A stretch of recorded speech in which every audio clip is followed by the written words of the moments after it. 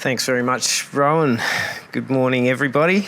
This morning, it's a pleasure for me to be here, and I'd like to talk about some results from a couple of years of field trial work that we've been undertaking after learning about some studies that were done in the eastern states that might improve our understanding of some of the variability in crop phosphorus responses and their predictions. So firstly, I'd just like to acknowledge my co-workers in this study. Actually, they're not the co-workers, they're probably the workers. They get to do all the work. I just get to stand up here and do the summary. So thanks a lot, Sarita and Jack, for all your efforts in all of this. And I'd also like to acknowledge Sean Mason over there in Adelaide, who we've been collaborating with for a couple of years on this stuff and other phosphorus-y stuff by distance correspondence since COVID threw a few curveballs into the mix.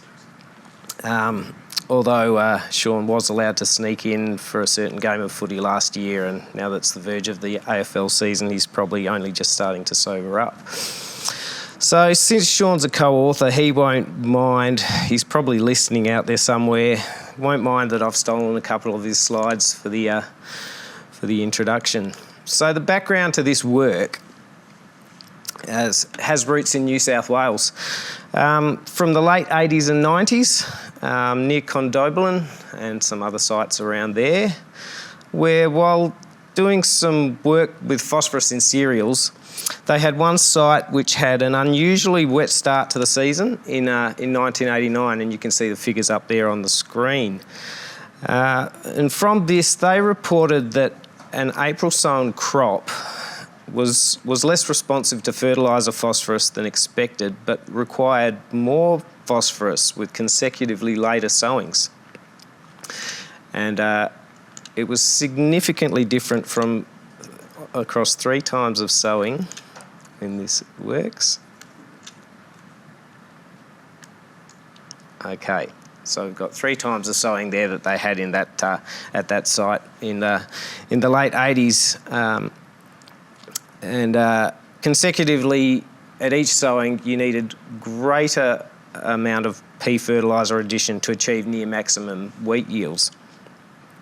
So I'll just a quick brief recap on some phosphorus stuff. Phosphorus supply to a crop comes mainly from soil reserves. So most of it comes from what's already in the soil, and various chemical and biological processes make it more or less available to plants and to roots for uptake. So the soil components are the major players in that, and the remainder of that supply to the crop is coming from just a fraction of what we apply as our supplementary fertiliser phosphorus. So we're not getting 100% efficiency out of the phosphorus we apply as fertiliser. It's only a small amount. Now, South Australia has plenty of calcareous soils where they have a lot of pea availability issues. Now, Sean Mason and his crew wondered whether that New South Wales experience might hold true for South Australia on these different soils, and decided to take the opportunity to see if pea management could be altered in crops on these testing soils where basically the crop the crop roots are competing with the soil for the available phosphorus. So they planted maize and Trojan wheat in a site near Snowtown, and yeah, Snowtown, yeah, you'll recognise the name. It's the same place where a series of unfortunate events occurred in the past. But Sean found very similar results to those New South Wales studies in this high P fixing soils.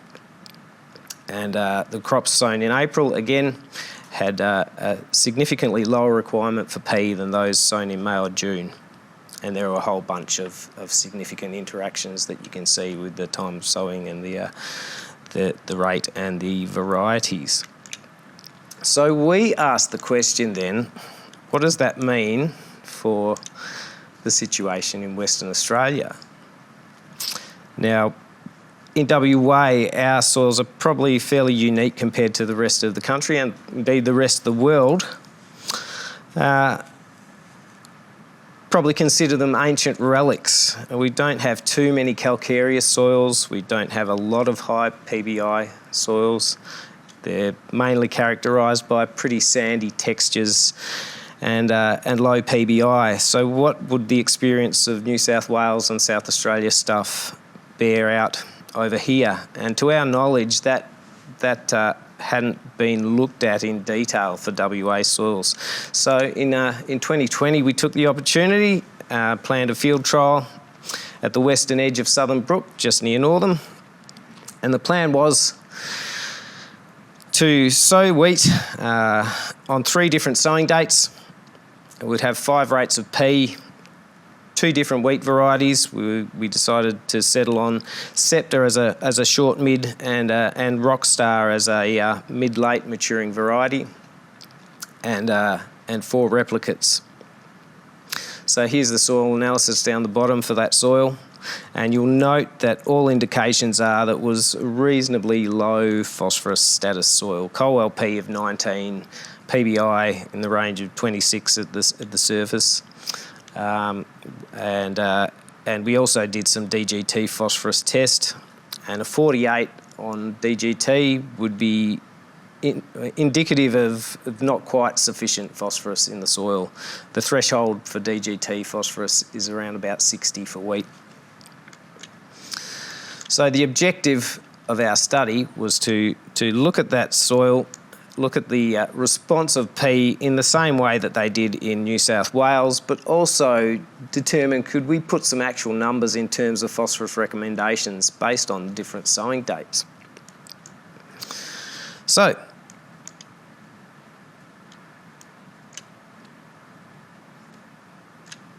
okay. We had 7 millimetres of rain in the late half of April, and that was luckily enough just to wet the surface.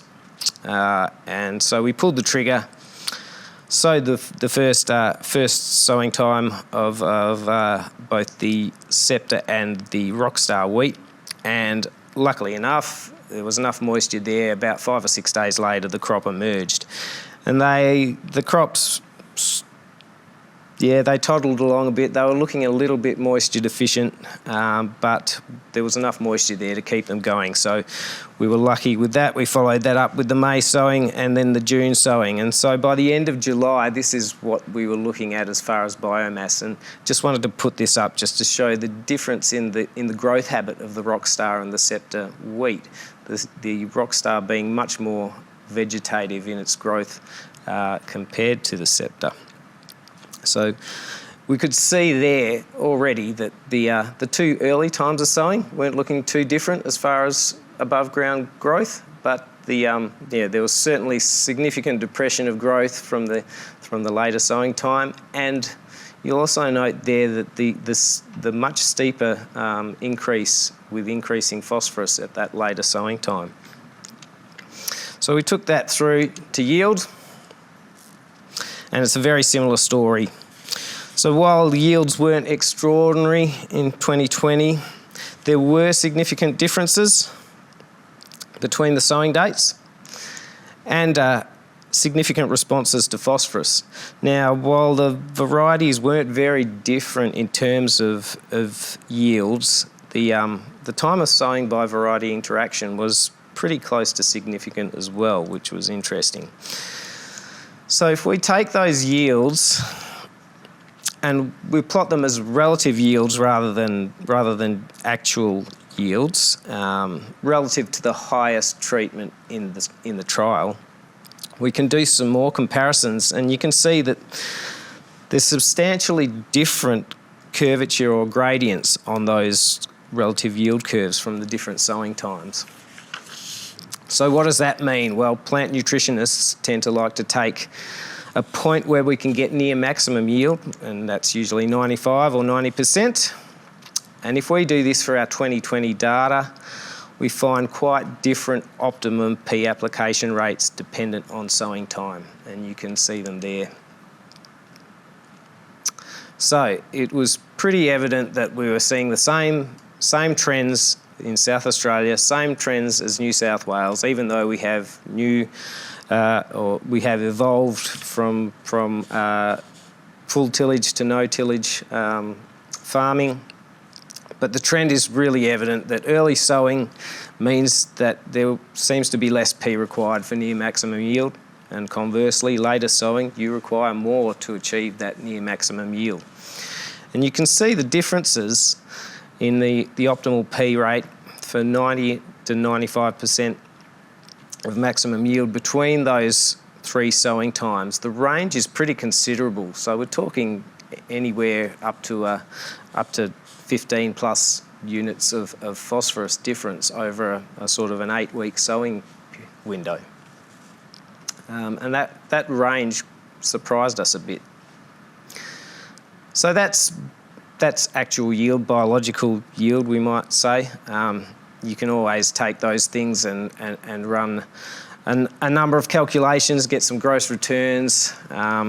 It gets a bit murky when you have assumptions and comparisons with multiple treatment factor levels, but here I just pulled out some optimum economic phosphorus rates based on the yields and the grain quality that we got from that trial, using a MAP price of $700 a tonne. Unfortunately, the delivery gradings that we got were limited by poor hectolitre weights and screenings a little bit, so the returns weren't quite that as high as we expected. But for interest, I also ran that. $700 a tonne was the MAP price when we established the trial. I just ran that with a $1,200 price using all the same assumptions of yield and quality, which may not be the case if you do change your rates, but this is where we get to as far as optimum economic P rates, with a significant increase in fertiliser price, as we're kind of seeing at the moment. So you can take that how you will, but the trend is still the same: low to high optimum P rate with lateness of sowing date still holds, and the rates aren't that greatly different to those rates that you see up the top of the table from the actual yield. So that was 2020. 2020 had a decile 1 growing season in that area, and we decided to repeat the trial in 2021. Same neck of the woods, 13 k's away, the other end of Southern Brook, and but we had significantly higher rainfall in 2021. We went from a decile 1 the year before to decile 10 in the next year. So we were very interested to see how that went for that season, how we'd go with yields and the responses. And you can see the P analysis of the soil there. The soil was probably a bit stronger for residual P. CoLP and PBI would have this at kind of a moderate phosphorus status and not as highly responsive you would expect, although when you analyse DGT, it's still below that 60 threshold, so we were interested to see that comparison. So we've got stronger soil, we've got better rainfall. What happened? Well, the yields were approximately double of that 2020 site, actually a little bit more than double. But still, we see those same patterns. There's little difference between the two varieties. They had very similar yield response patterns across times of sowing and across P rates. And again, if we use that relative yield comparison and those 95% maximum points, we get a substantial range of optimum fertiliser P rates.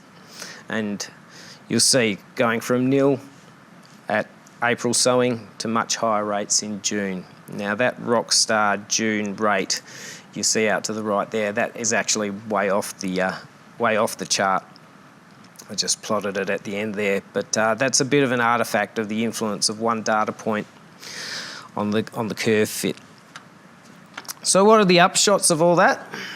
It appears that there's opportunity for growers to tailor phosphorus inputs during establishment if the conditions are right. And it's relatively independent of variety, the maturation dates, and rainfall, so long as the soil moisture is sufficient when the crop's gone in. And this is kind of contrary to conventional wisdom that kind of says that if you've got higher yield potential, that you should match that with increased nutrition inputs. But on the flip side, the later into the growing season that seeding occurs, the more P rates might need to be lifted to produce the best outcomes for yield and for returns. And the mechanisms, what are they? Well, we're not 100% sure. We can speculate, but it's probably a complex of a whole bunch of different things. A few of them up there on the screen. Okay, so just word of caution though, if this approach does become a consideration to reduce your P rates with early sowing, in New South Wales they determined that the lower phosphorus use efficiency that they saw, meaning that lower reliance on fertiliser P after the early sowing, could result in a rapid depletion of soil reserves. And how do you sort of measure that? Well, we analysed the grain from our 2021 trial, and we found higher phosphorus concentrations in the grain from earlier sowing dates. You can see there on the left from the April. And when you match that up with the yields that you achieved, you can see that you get considerably higher phosphorus exported from the system by early sown crops. It's around twice as much from April compared with June. And you'll also note there that you get significantly negative phosphorus balance at those low P input rates. So that's something to be aware of. You wouldn't be doing this year upon year, even if the opportunity arises, because eventually you'll be mining your phosphorus reserves. So to sum it all up, we talk about nitrogen a lot, but what I want to do today is urge you guys not to lose sight of the importance of phosphorus. Healthy phosphorus status underpins a crop's ability to perform well throughout the growing season and respond to things like in-season nitrogen when conditions are advantageous. And as we can see here, responses are still common to phosphorus, and those optimum phosphorus requirements are often well above what we'd consider replacement or removal rates. The responses can differ between zones in a paddock, and this has pretty important implications for input variations if you're going down a precision ag path. So you probably be aware that there's a number of companies who are set up to assess historic data and future predictions of these variable nutrient responses, and you should avail yourselves of those. Soil testing is really important. It's still important and will be important for a long time, and we need to continually validate those soil test crop response relationships, especially in light of our changing climatic conditions. So finally, just leave you with the thought that traditional nutrient decision support systems that give you phosphorus rate recommendations, they tend to rely on crop response calibration curves from large aggregate data sets. So I'm strongly suggesting that we should start looking at segregating some of these P calibration curves with climatic and soil moisture data, and have that goal in mind to produce more appropriate and situation-specific phosphorus input rate advice. So thank you very much. Just a couple of final acknowledgements. The growers are so important in the ability to carry out field trials. If you don't have a site, you don't have a trial. So thanks to Nathan and Rob, and a shout out to the guys at Intergrain who supplied us with the Rockstar seed so we could go. Thank you. Thanks, Mark. Very insightful. And reviewing your paper, I learnt a bit myself actually, which is really good because phosphorus is obviously a subject very close to my own heart. And great to see you in person here today. We have a few questions rolling in that hopefully you can answer for us. First one, might start with an easy one. How was the P position in relation to the seed? Obviously you got in your seeder. Yeah, it's we have a split seed boot, and the phosphorus goes down off centre and 2.5 centimetres below the seed. So, yeah, we weren't really looking at positional placement or chasing moisture at all in this, but yeah, we were banding it just below and to the side of the seed.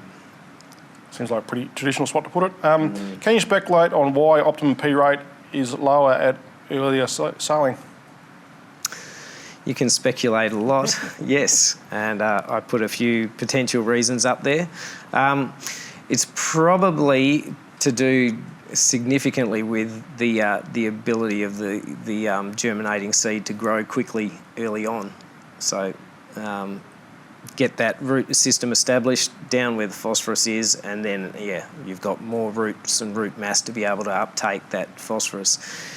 Also, when you've got warmer soil, all those chemical and biological processes happen a lot more. So you combine that with moisture, you get potential for mineralisation of many things, including nitrogen, and phosphorus is probably part of that as well, part of that mix from any organic components. So there's as I said, you can speculate. There'd be many reasons. We still want to keep continuing this work if we can, and maybe tease out some of those mechanisms. But the effect, I'd say, after seeing it in New South Wales, seeing it in South Australia, seeing it here, the effect is real. And the upshot of that is that you can, potentially look at how you manipulate your P rates depending on your sowing time. So, yeah, I was going to ask you about the first thing that came to my mind reading and reviewing your paper was you're obviously going to mine. That's when you've sort of answered a little bit across your program. You had the potential to mine a bit. What do you think some of the trigger points would be for a grower around this decision making? You obviously have a good break of the season versus, you have a bit of a staggered break versus a late break. Just provide some comment around that would be great. Trigger points, I'm not sure, but look, logistics is always going to come into it. How well you are set up to be able to vary your rate through that establishment phase. I mean, yes, if you're just getting your phosphorus from a single source and that's going through the bins nicely by itself, then yeah, there's plenty of potential there. If you work on a single blend that you've got in your super shed, if you're varying your P rate, you're going to be varying everything else as well. So you have to consider those sorts of things. But if you have that logistical capacity and the opportunity arises where you've got some good soil moisture early on in your program, I'd suggest probably looking at going with a lower rate of P early on, and don't think of that as, yes, we're going to go with low phosphorus all the way through. Shift that P that you wouldn't have used early on to the later sowing stuff and try and get a better return and better outcome from your later sowing stuff at the end of the program.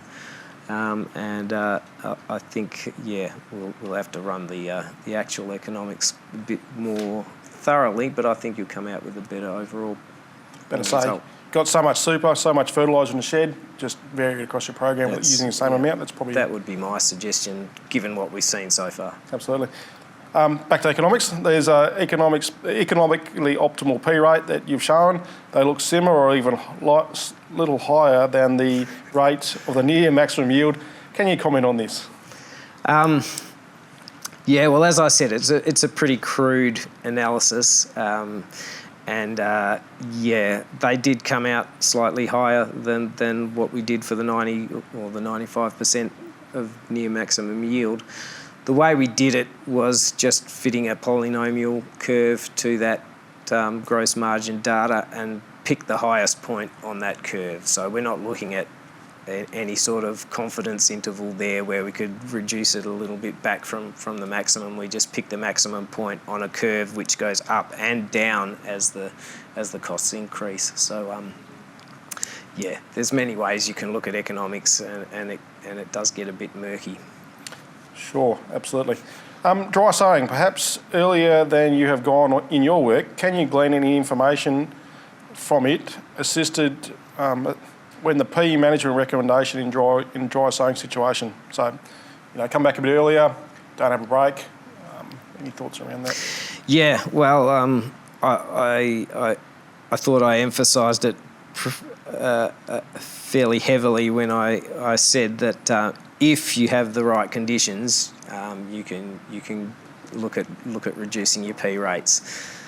Dry sowing is a bit different unless you're real confident that there's moisture coming. So it's all about when the break of the season is. This is more taking opportunity when it arises that you've already got some good soil moisture there that will facilitate this lesser need for P early on. If you're going in dry and you may still have 3-4 weeks until the season break, I don't think you want to be having 0 P. I'd be real hesitant to recommend nil P anyway. You can always see in a paddock where you have one tube block up that that always looks worse than the rest of the crop. But yeah, maybe you don't be needing to be using your 8 or 9 or 10 units that you would. You could reduce that a little bit early on. Yeah, don't want too much rowworm. Another speculation question. People obviously like speculation. Canola. Any thoughts on, obviously, you've done some work in cereals? Well, yeah, we haven't looked at canola. It's not currently on the radar. Canola is a really different beast in the way that it has a significantly different root system. It's a lot more fibrous, a lot more explorative with its roots. And you tend to go earlier with canola anyway to try and get it up and going. So, yeah, all the work we've done with canola suggests that, yeah, it probably needs a little bit more P than it's getting generally. So, yeah, it'd be interesting to do it, but I really wouldn't want to speculate that the same thing would exist for a broadleaf crop than the cereals. Root disease of these sites, potentially interaction with root disease on the ability for plant to uptake P. Any effects reduced by warm temperature and more vigour in early crop growth in the season? Any comment on that? Well, yeah, that's another potential factor in the mix for sure. Yeah, the other part to that is that you may have a green bridge there as well, and you may have rotting root systems that have been there in summer moisture that have been harbouring those pathogens and pests. So yeah, I'm not a I'm not a pathologist. I'm not into the root diseases as probably as knowledgeable on them as I should be, but that would be an interesting thing to look at for sure. But generally, we find where you have more plant biomass, you have more root diseases and more nematodes and things like that. So. Yeah, I'm not really sure where to take that as a soil chemist and plant nutritionist. I might ask one last question. Future work, you've obviously you had 2 sites so far. Any thought on what you might do going forward to try and maybe shore some of this up and get growers some more results? Yeah, well, we'd like to do some more work on some of the higher phosphorus binding soils for a start, and probably look at the higher rainfall zones. We're in the medium rainfall zone there, so look at the higher rainfall zones to see how that would work, and also look at barley in those sort of zones as well. So we want to do that, and potentially if we can get some more measurements of soil moisture and try to tie those relationships in a bit better, that's where we're trying to head. So. Fantastic. Thank you, Mark. Thank you for coming in today, and thank you for your time. Thanks, Ryan.